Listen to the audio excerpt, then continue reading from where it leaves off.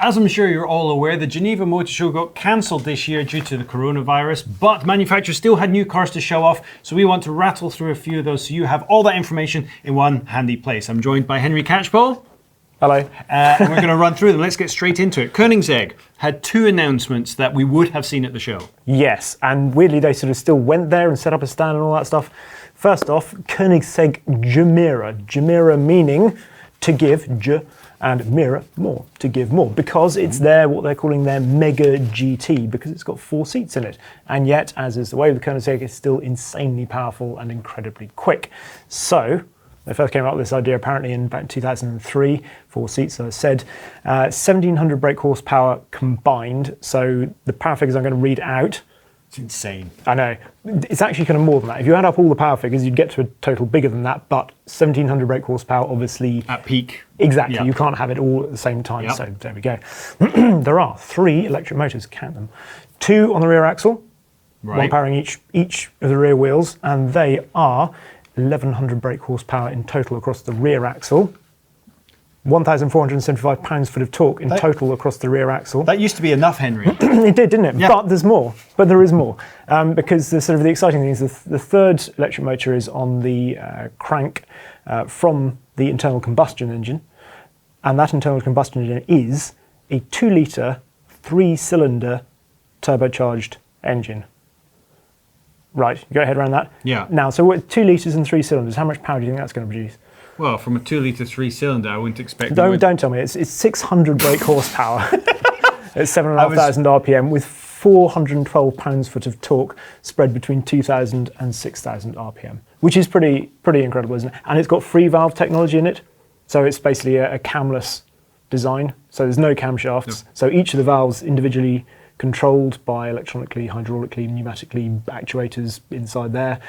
And that means you can do all sorts of clever things. It's like you can basically shut off one of the turbos, sort of the exhaust gases going to one of the turbos. You can just spool up one, because obviously then all the exhaust gases are going through to that one, spins up more quickly at sort of low revs when there's not enough exhaust gas to spin both up at the same time. So instead of a multi-stage turbo, it's exactly, more complicated it's than that. Exactly, much more complicated. And really sort of the electronics involved in actually doing all this are pretty phenomenal. Plus, so that internal combustion engine and the other motor, what do you think they're powering?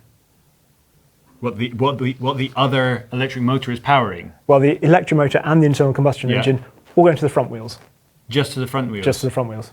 Well, if you've already got 1,100 going to the rear, exactly, that's kind but of it just seems insane, doesn't it? So because it's kind behind... of a front-wheel drive car, but with an electric motor at the back? No, it's definitely all-wheel drive, and it's got torque vectoring across all 4 wheels. If the battery runs out, you're to a front-wheel drive family saloon?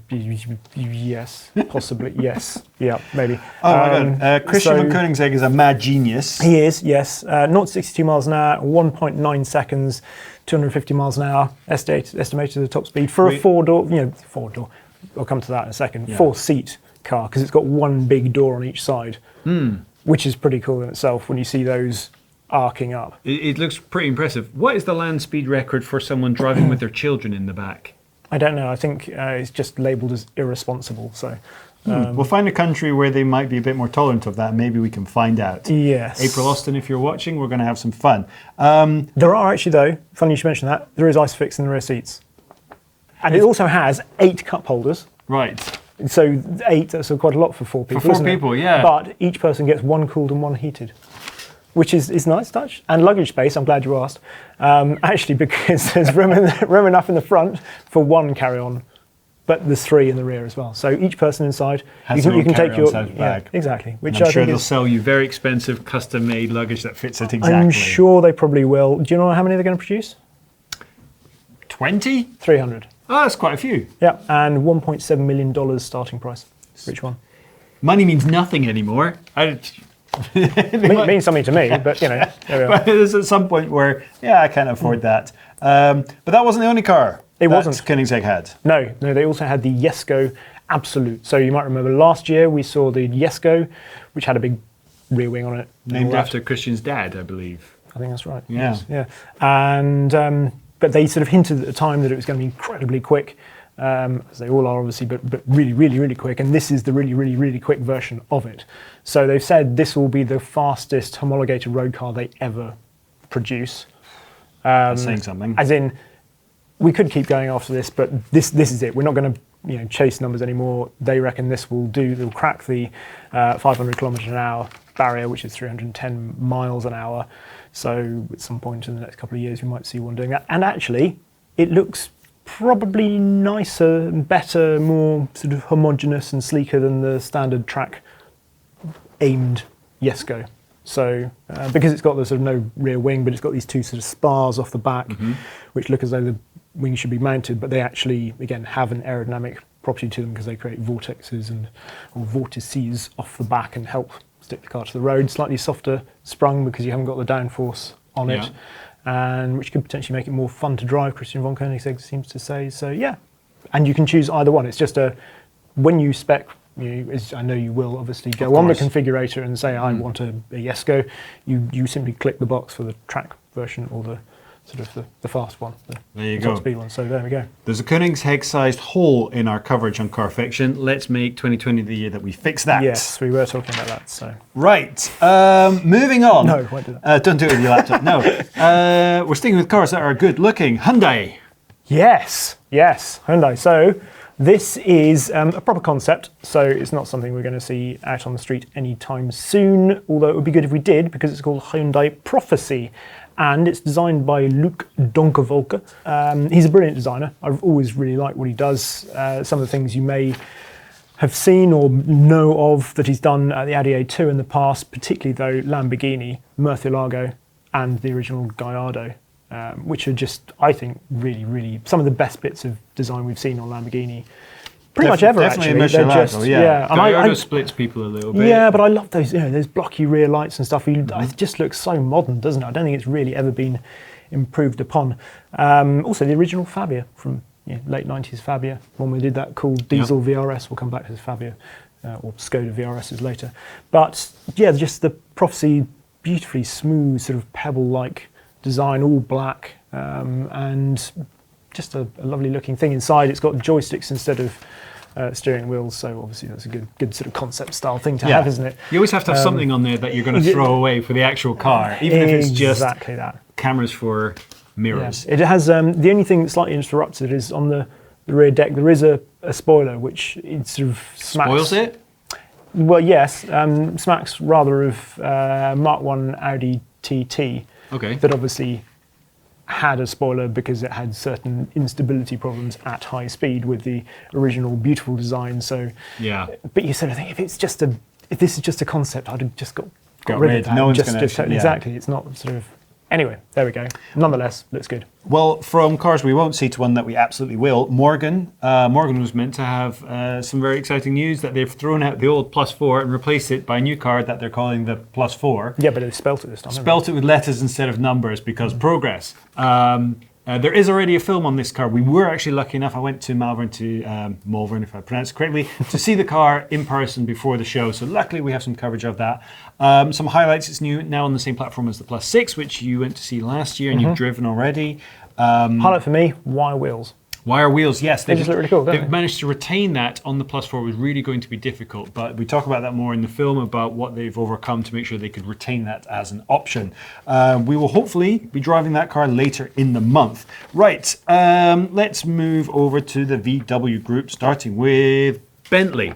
Bentley, yes. Bentley Bacala, which is, they produced 12 of them. It's by Mulliner, who are their sort of coach building arm, who've up to now really just been doing, or in more recent years, sort of trim options, basically, sort of specific sort of bits they're of higher tailoring, level sort of, for trim. You want monogram seats, you go to Mulliner. This is now going back to Mulliner's origins as coach builders, and yeah, it's certainly not received the best sort of reception, I'd say, sort of public-wise, in terms of looking at the comments below our video, because again, we have a standalone video of this. I went to see it before the show. It is striking, I'll certainly say that, and I think the interesting thing with these is people go, oh, well, it's not worth it, it's an awful lot of money, but it's bespoke. People love this sort of ability to make it their own, and the fact that I think all 12 people were consulted at a very early stage. So they weren't just presented with this design and said, do you want one of these? They were when they decided not to have a roof on it, because that gave them all sorts of freedoms, they went to these potential owners and said, are you happy with this? Or are you really going to be offended by the fact? And they went, no, let's go for it. Let's kind of make something really cool like that. So yeah, it's interesting, and obviously, hopefully, this won't be the only thing we see from Bentley Mulliner. So, Yeah.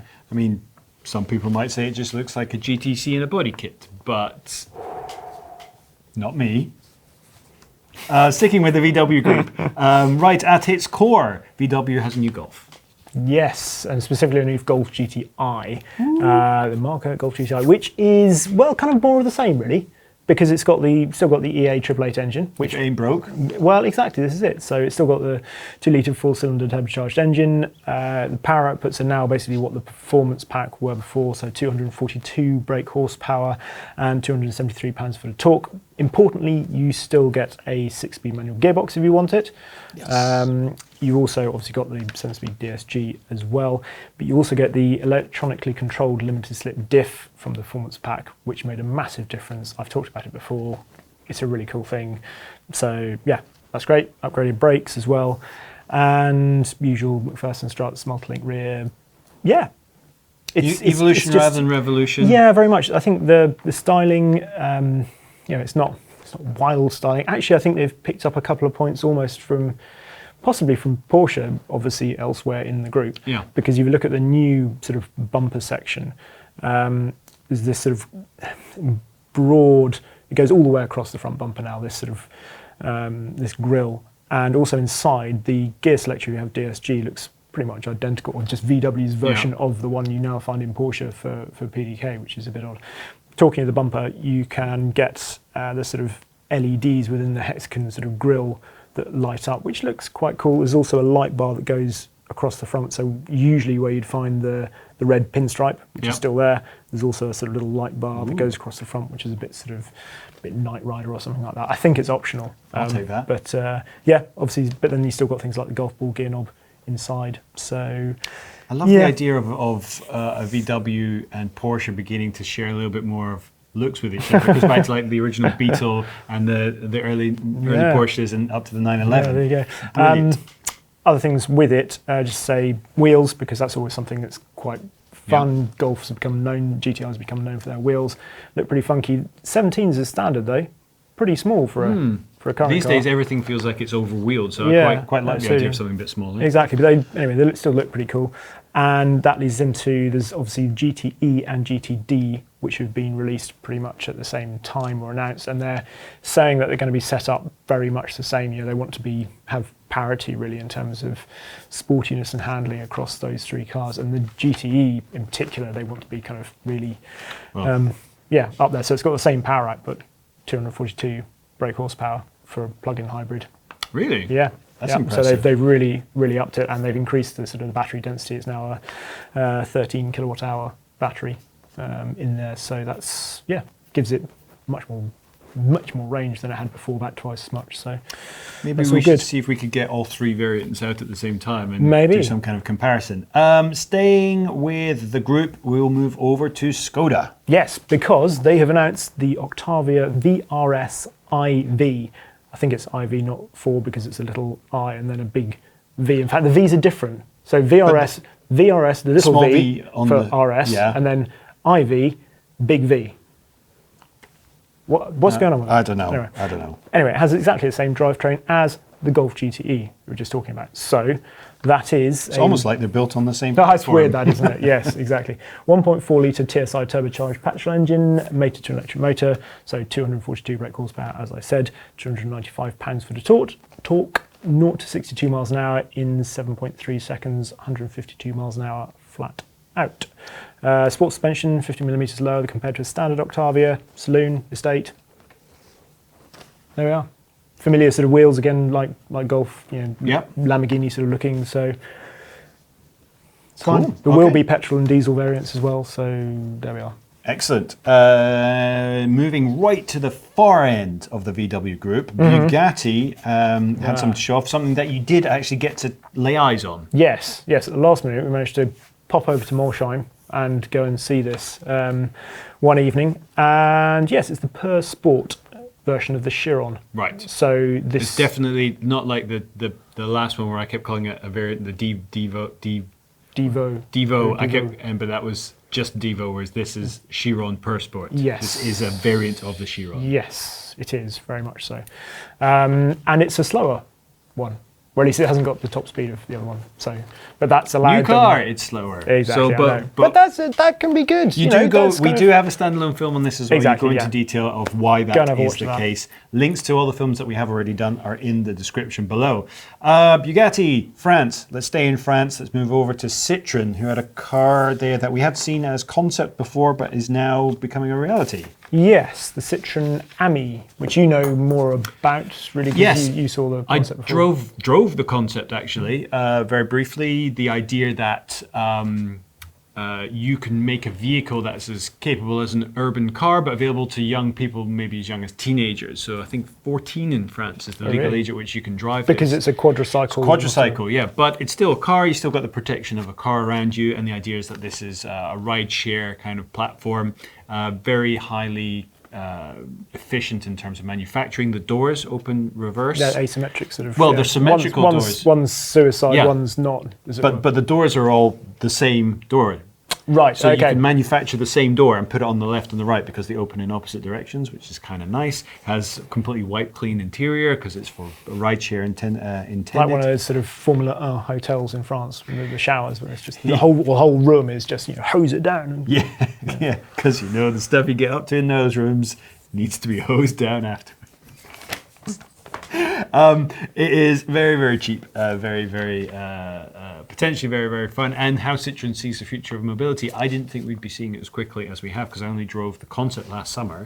But it looks like they're very, very serious about it. Hasn't got a lot of range, is it? 47 miles of range? No, it's very much in the same way that you might in other cities like San Francisco or Paris be able to pick up a scooter, use it for short distances. We have them in London with bicycles, both normal and electrically assisted bicycles. That is the idea. So you're only taking them for short distances. Yeah. This would replace, or not replace, but be in complement to something like Uber, but you drive yourself, where you just collect it, not necessarily for personal ownership. So range isn't necessarily an issue. It means you can keep the battery light, means it can be more efficient. Because there's sort of 3 ways of owning it, basically, or not owning it, because you can rent it from, I think, £17 a month was the headline figure, although that you have to have a deposit of a couple of grand or whatever to do that. But then, or you can buy it outright for about £5 or something, can't you? So yeah, so it's cheap. £5 is still a lot of money, but it's cheaper than owning a car and operating. So there are bicycles out there that cost more than £5. So. I'm sure there are. But you are more of a cyclist than I am. Staying in France, but moving over to Renault. What did they have to show? They had the Morphos, which is a sort of extendable car. You can extend it. I think it's by 40 millimeters in the middle.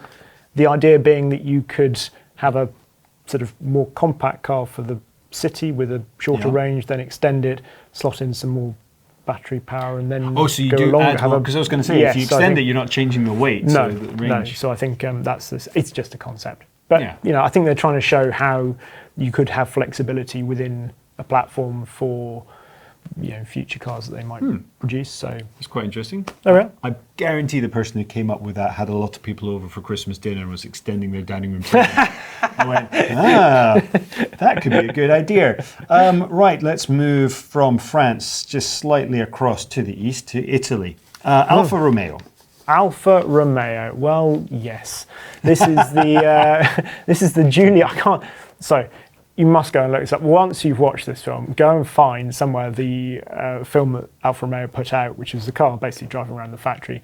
But then they got their Formula 1 drivers to talk about this car and do the voice over it. And one of their Formula 1 drivers is Kimi Räikkönen. Exactly, yes. And it is wonderfully deadpan of him reading literally sort of, it has this and that is what this, and it's... The front end of the GTA looks stunning and very fast, with its carbon fiber fascia and aerodynamic devices. Just brilliant.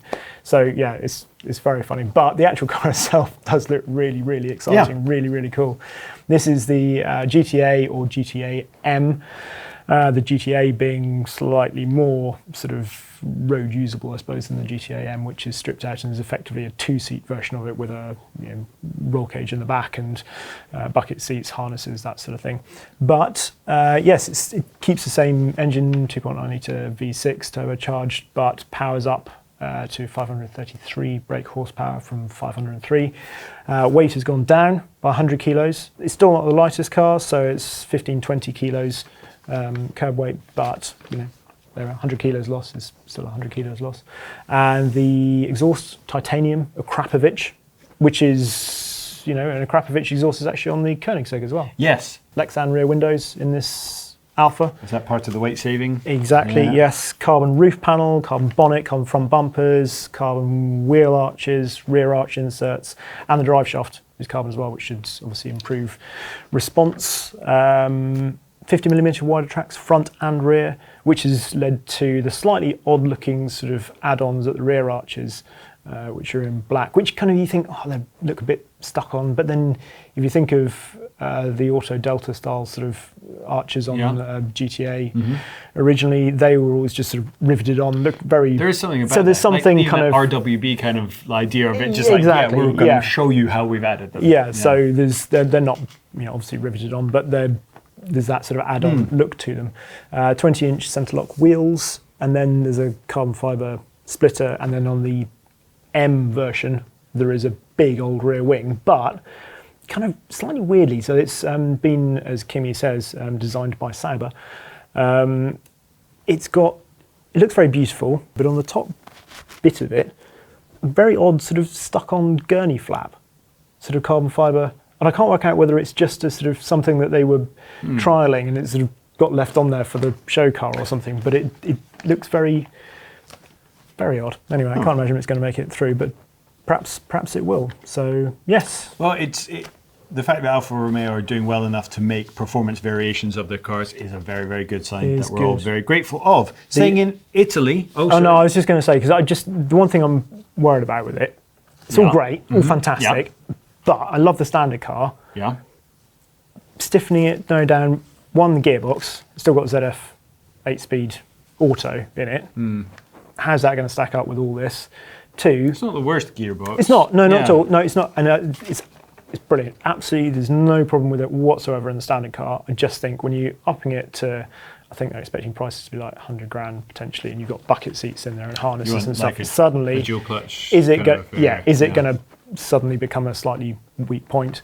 Also, taking out some of the lovely fluid sort of roll. I mean, you've got sharp enough steering, that's fine. But the kind of the slight rollover steer, sort of pliancy down a good piece of road, is it going to actually spoil the recipe that makes the standard Giulia so absolutely flipping brilliant? I don't know. I'm intrigued to see. I hope they don't, but just word of warning there before we get all sort of too excited. All questions we'll answer when we inevitably get to drive it at some point in the future. Also reminds me of a 155 touring car. There we go. Okay. Yes, sorry. We're moving on. We're doing this quickly, I know. I'm not going to ramble. Fiat 500, there's a new one. Yes, there is, and it's all electric, and it's going to have 199 miles of range, 0 to 62 in 9 seconds.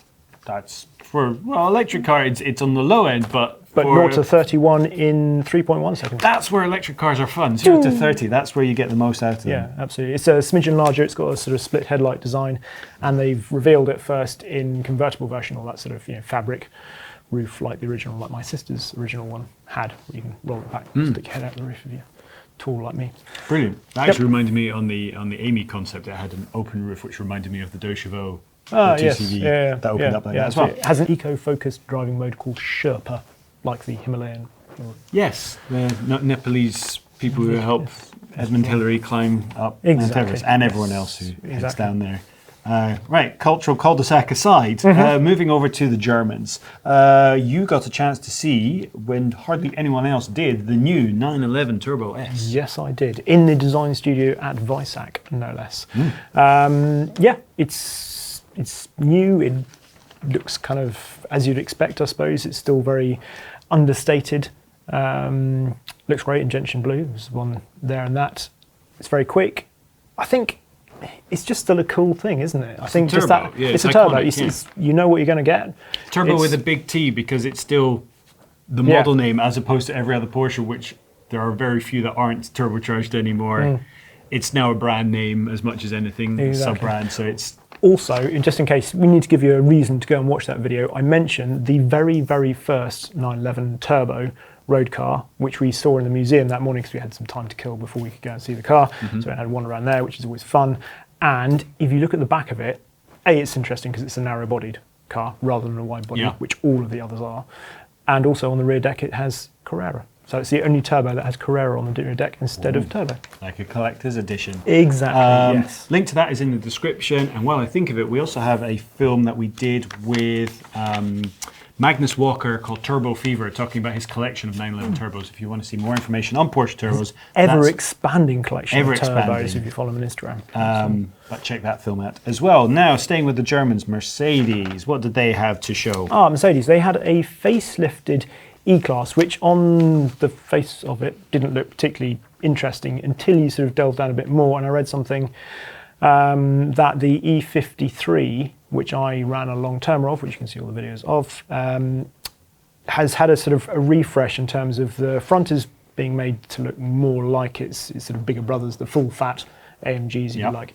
But also the underpinnings, essentially the same, but they're just tweaking up the chassis in terms of they're giving it a bit more edge. I think it's going to get a drift mode, which, fine. I know I don't like the phrase drift mode, but just let me turn everything off and I'll do it myself. Yeah, exactly. But or whatever sort of way it's doing things, what it shows is that they've given the E53 more purpose in the chassis department, which is what I felt it needed or could cope with. Yeah. Because I think that drivetrain is brilliant. Chassis just needed more. Looks like they're giving it that in this refreshed version, so that seems to be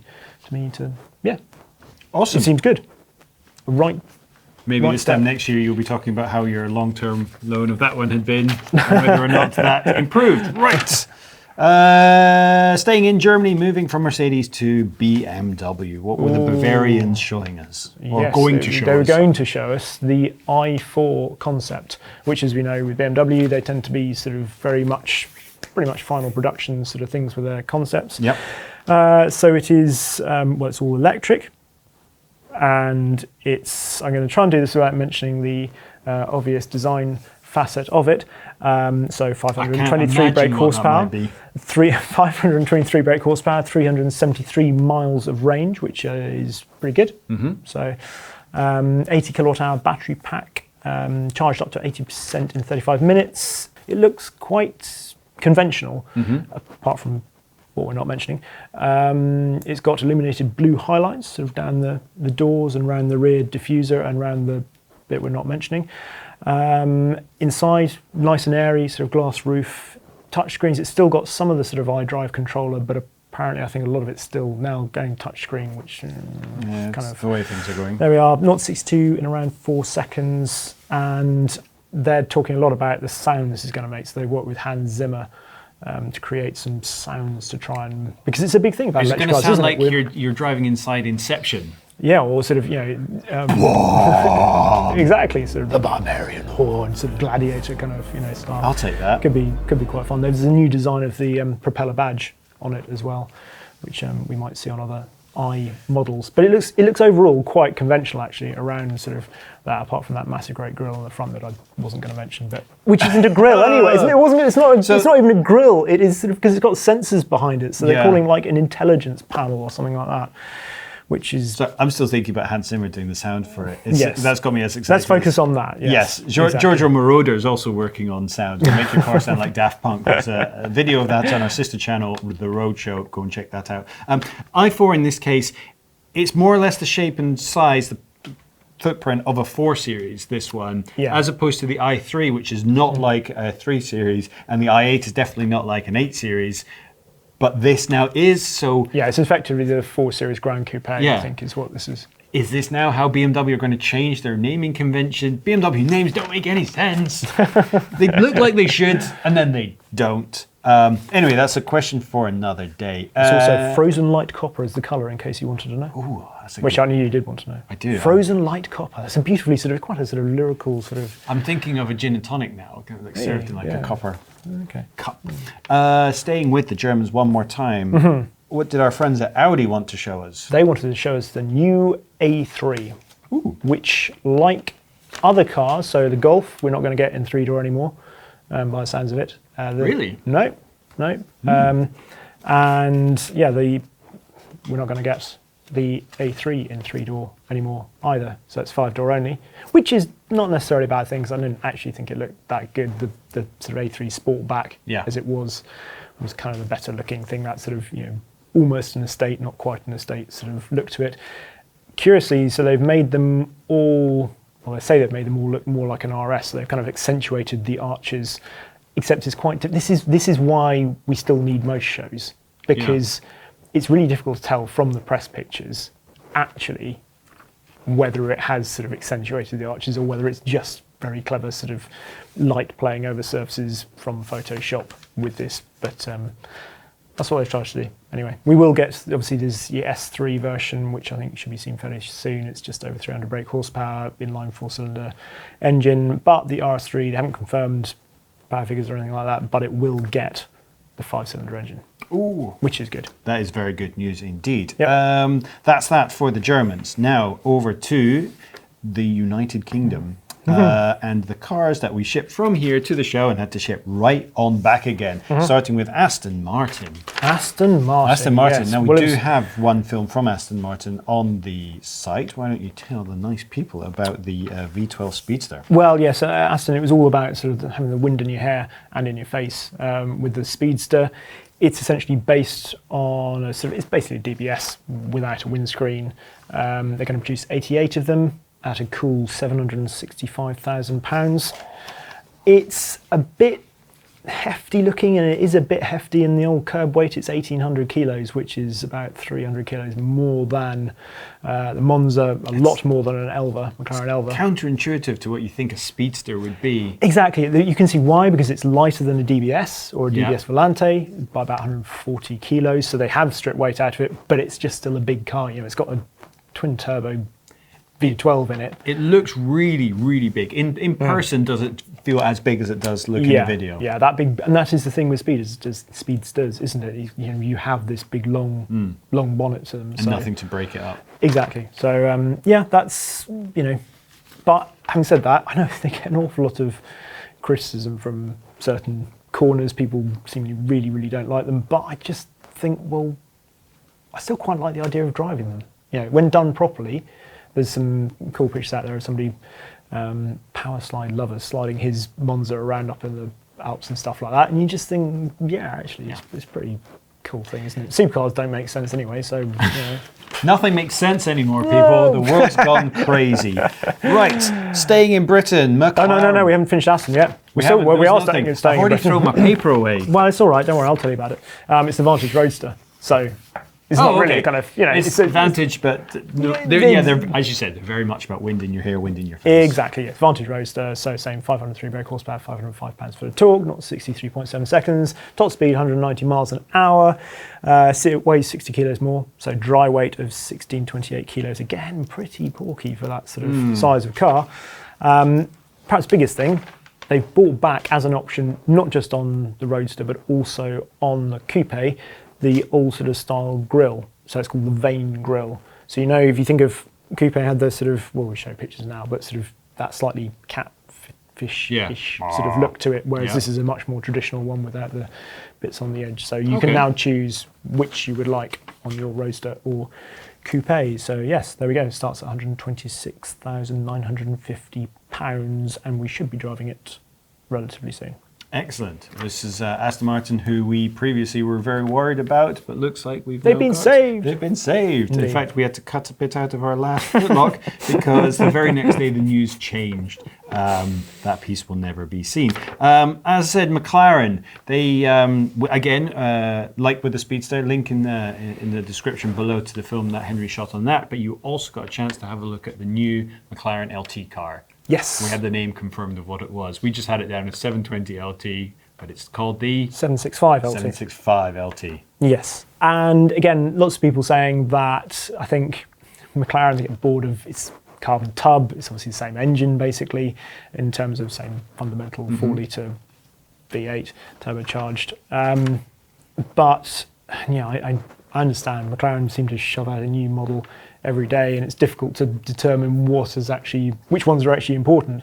This one, I think, is really important and is significantly different. The big thing with it is the shortened final drive, which should make it absolutely bonkers, and just that sort of rabid nature in the way it's going to fly through the gears. So yes, there's something about the LT cars, the same on the 600 LT, where you then go back and look at the cars based on, and you're like, oh my god, it's like they forgot to put all these bits on there. It looks so much better now with this, with these extra additions. I really like it. Do you? I'm not sure about the look of it because of some of the extra additions, and I think the 675 LT, I got that right, did look better than the original because it just looked more flowing. It was it didn't look like it had lots of little bits on it. It was quite a sort of a pure design, whereas this one does look a bit more fussy, perhaps, but still looks very cool. So, and it's going to spit flames. Link to that video is also in the description. Let us know in the comments there whether you prefer the look of that or of the 720. There is one more car that we didn't get to see. It's not actually on your list there. Oh no. This is where it all goes off piece, and I haven't prepared anything, and you're going to, what? It's my favourite car, the Bac Mono. There was going to be a brand new Bac Mono unveiled at the show, which got me really excited because they just said it was a new car. They didn't necessarily say that it was going to be the new Mono, but it is the new Mono. Biggest news for me is that the engine is now turbocharged for the first time in the car's history. It's on its third variation of engine. And because it had a Cosworth engine at first, then the Mountune engine, and now it's this turbocharged unit, which is also Mountune. Yes, it should be quicker, it should be lighter, it should be it's redesigned. It's not going to rev as high because it's turbocharged, so it won't sound quite the same, won't scream quite as much. I'm very, very excited, and you're heading up to Liverpool probably as this video is going live to take a look at it yourself. Yes, I am. So hopefully very, very soon we'll be able to put a link in the description below. But had we gone to the show, we would have seen a lot more cars and been able to bring you a lot more in-depth, in-person opinions about stuff that probably manufacturers now have hidden from us. We don't even know if the New York show at this point is going to go ahead, which was meant to be next month. The world's gone crazy, people. We just don't know what the future holds. But for now, here's a list of all the cars that you should have been able to get up to speed with. Links in the description below for the videos that we have. We'll add to those as we add a few more videos. All that's left to say is thank you very much, Henry. Henry and Charlie actually went down to Geneva, and I can get rid of that now, and came all the way back. Didn't get to see the show, but did pull in loads of films that are amazing and you should check out. So thank you very much, Henry. If you want to follow Henry on the socials, it's at Henry Catchpole. I'm at Drew Stern, and we're at Carfection on Twitter, at Carfection Films on Instagram. Find us on Facebook as well, and coming soon to TikTok. Down with the kids. TikTok? We'll see you next time.